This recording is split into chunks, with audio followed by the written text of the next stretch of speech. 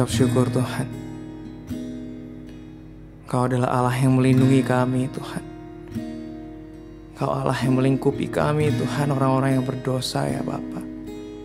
Kami mengucap syukur. Dan ini hati kami Tuhan. Kami ingin mengingat kebaikan-Mu Tuhan. Kami ingin mengingat segala apa yang Kau sudah perbuat untuk kami Yesus. Kami mengucap syukur Tuhan. Lingkupiku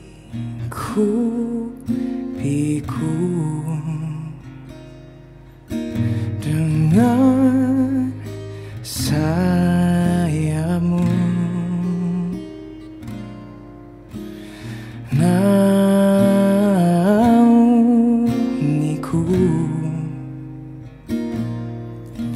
dengan kuasa-Mu. Di saat badai bergelora, ku akan terbang bersama-Mu. Bapa, Kau Raja atas semesta, ku tenang sebab Kau Allahku.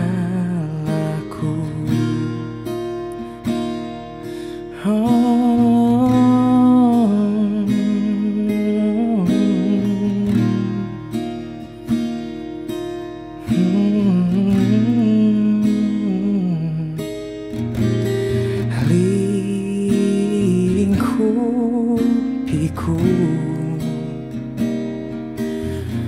dengan sayap-Mu,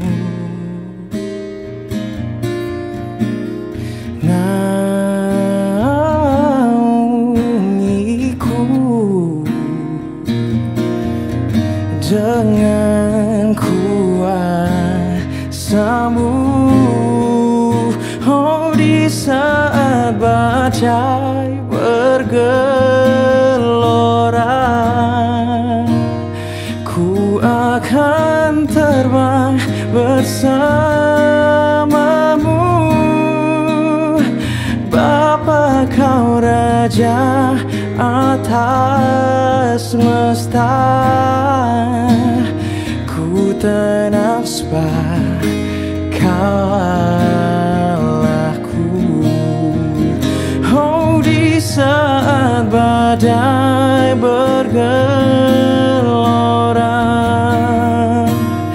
ku akan terbang bersama-Mu. Bapa, Kau Raja atas semesta, ku tenang sebab Kau Allahku.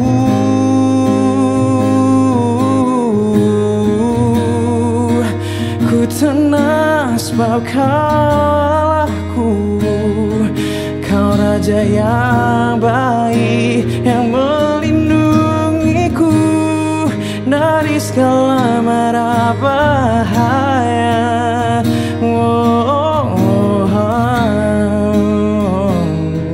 Kau Raja yang rela mengorbankan hidupnya untukku. Kau rela korbankan nyawa-Mu. Kau rela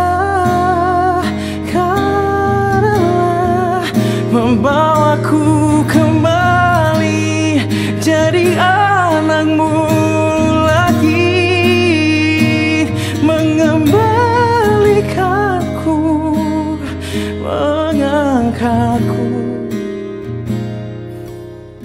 Aku Tuhan yang bukan siapa-siapa,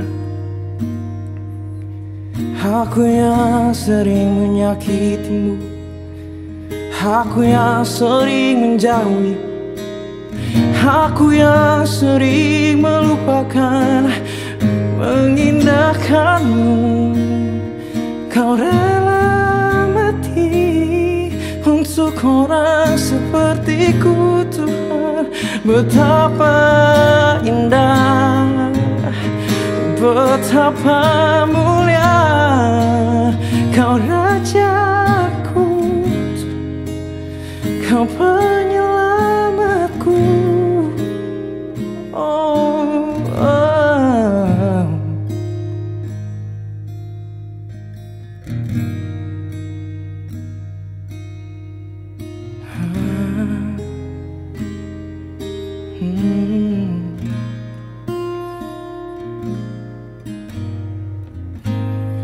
Siapakah aku ini, Tuhan? Jadi biji matamu.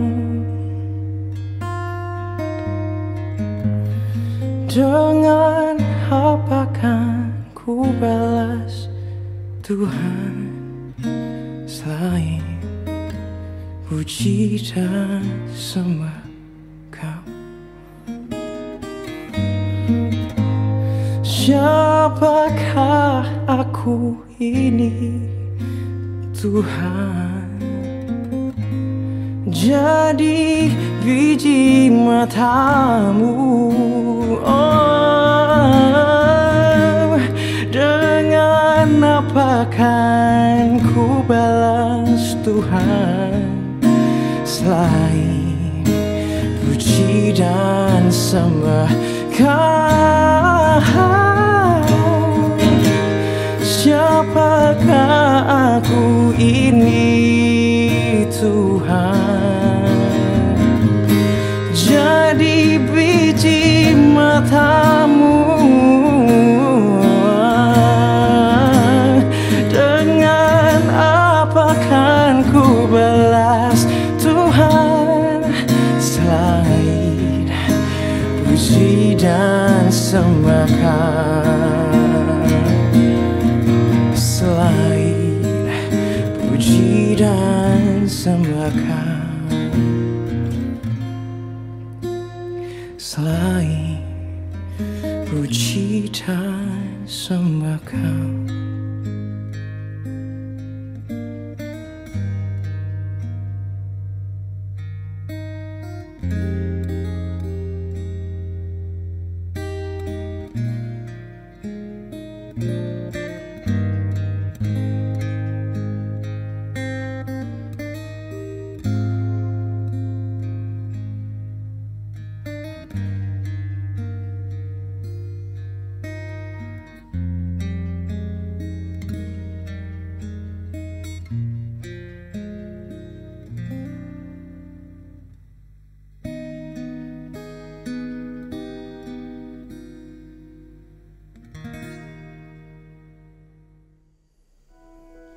Shalom umat Mesianik, dimanapun umat Mesianik berada, senang sekali bisa menyapa kembali Bapak Ibu Saudara.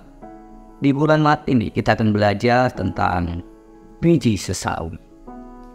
Saya ajak kita membaca Injil Markus pasal 4 ayat 30 dan 32. Alkitab memberikan catatan seperti ini. Lalu Yesus berkata lagi kepada mereka, supaya lebih jelas, aku memberikan perumpamaan ini lagi untuk menunjukkan gambaran tentang kerajaan Allah kepada kalian. Kerajaan Allah adalah seperti biji sawi, biarpun bijinya yang paling kecil di dunia waktu ditanam, biji itu akan tumbuh menjadi tumbuhan yang paling besar di ladang. Tumbuhan itu akan mengeluarkan cabang-cabang yang besar sehingga burung-burung bisa membuat sarang dan berlindung di situ. Saya rasa ada 4 kata penting yang dibahas dalam Injil Markus pasal 4 30 sampai 32 ini. Kata yang pertama adalah paling kecil.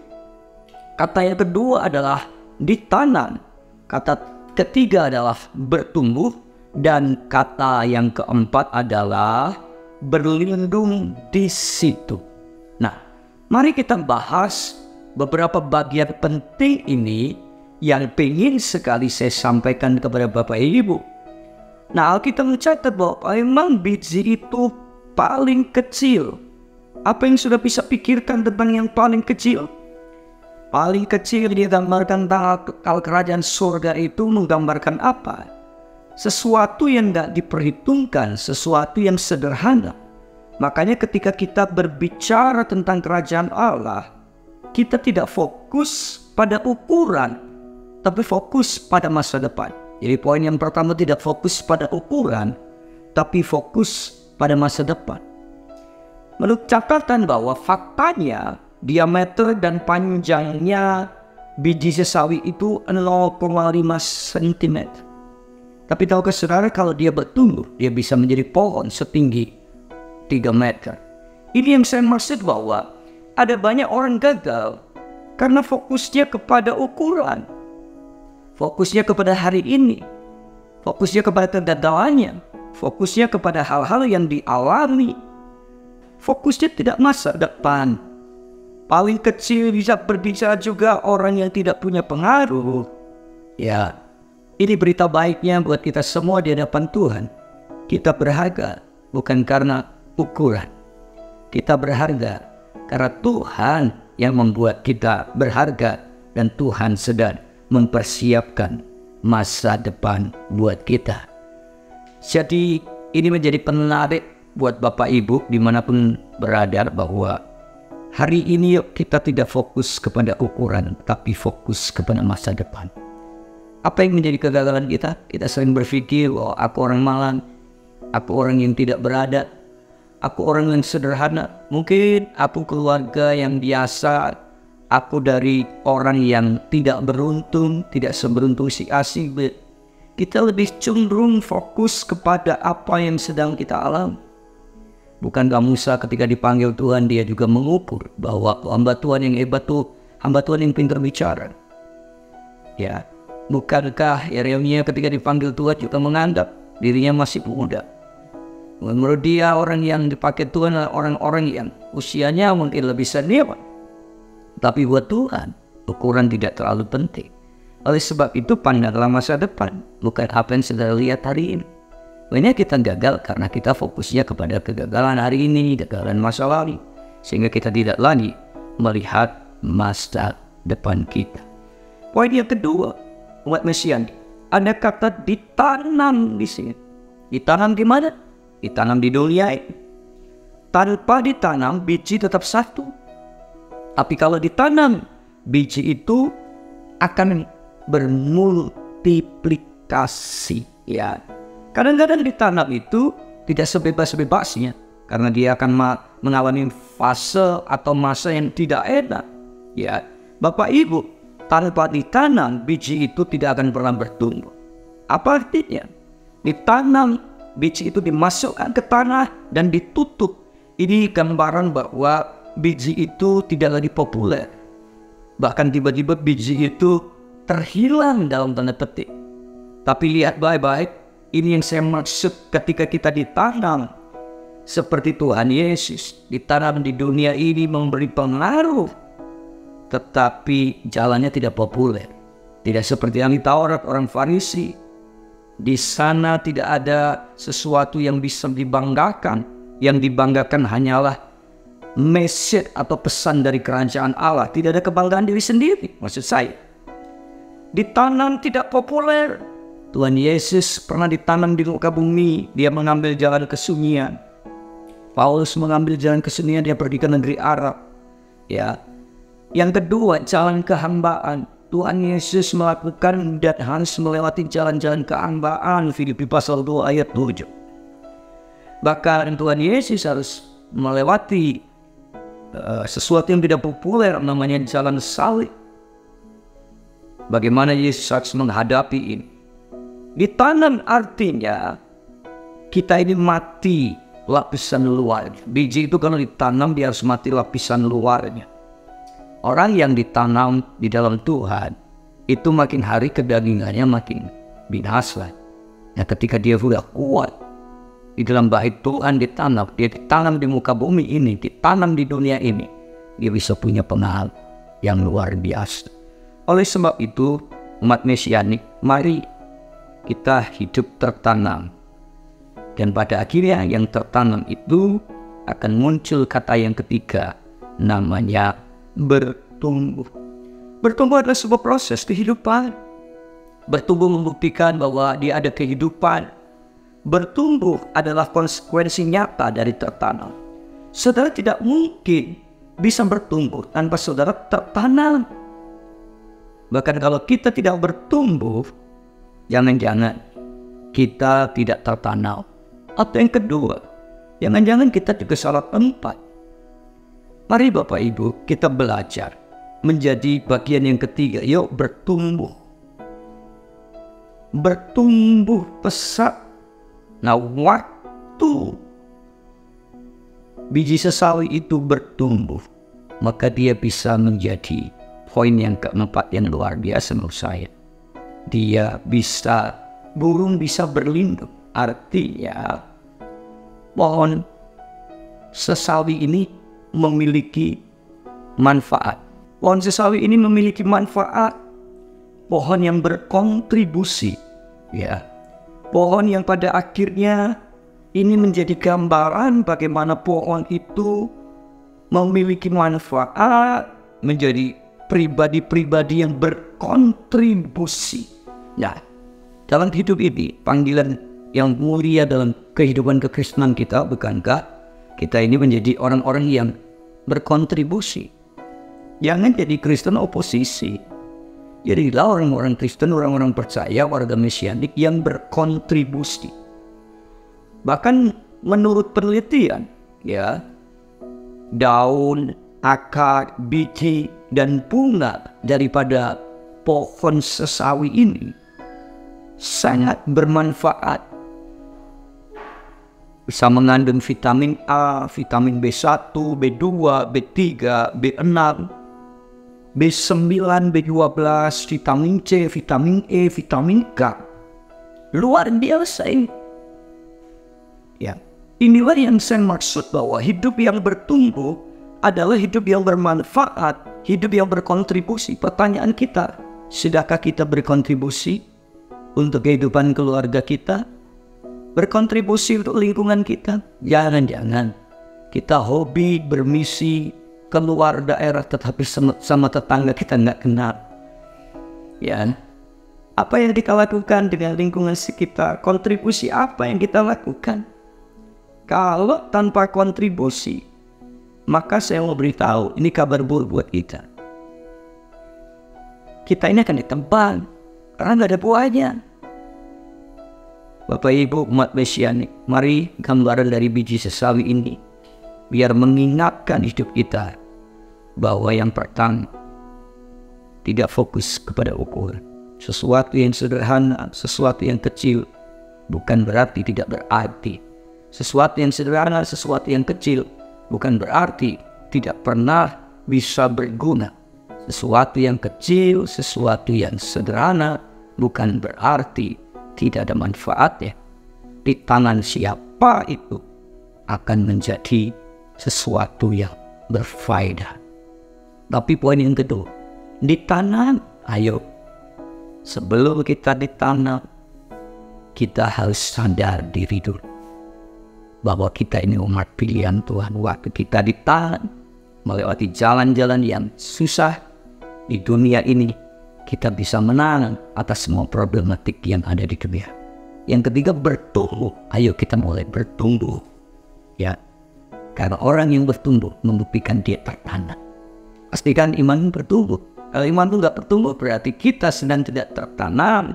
Kalau iman itu tidak bertumbuh, kita sedang banyak jalan-jalannya kekristenan kita.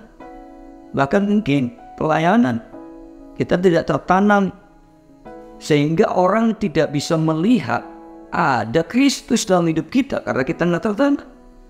Baru yang keempat, burung-burung bisa bersarang, berlindung. Kita punya kontribusi. Ini yang saya maksud. Sudahkah kita memeragakan Kristus tengah-tengah dunia? Memeragakan Kristus di tengah-tengah komunitas yang belum percaya Yesus. Nah, saya percaya ketika kita punya kontribusi, itu membuktikan kita menjadi orang-orang Kristen yang murah hati dan rendah hati. Orang-orang Kristen yang tidak hanya pintar berbicara, tapi pintar bertindak nyata seperti Kristus. Saya berdoa Di bulan ini kita belajar dari biji sawi, walaupun kecil, tapi punya pengharapan masa depan. Kiranya firman Tuhan ini menjadi berkat buat kita. Tuhan Yesus memberkati. Mari kita berdoa. Tuhan, terima kasih. Kami belajar dari biji sawi, sekalipun kecil, tapi ada kehidupan dan ada masa depan. Biarlah firman ini mencerahkan hidup kami, sehingga hidup kami selalu jadi berkat. In the name of Jesus Christ. Haleluya. Amin. Tuhan Yesus memberkati warga kerajaan.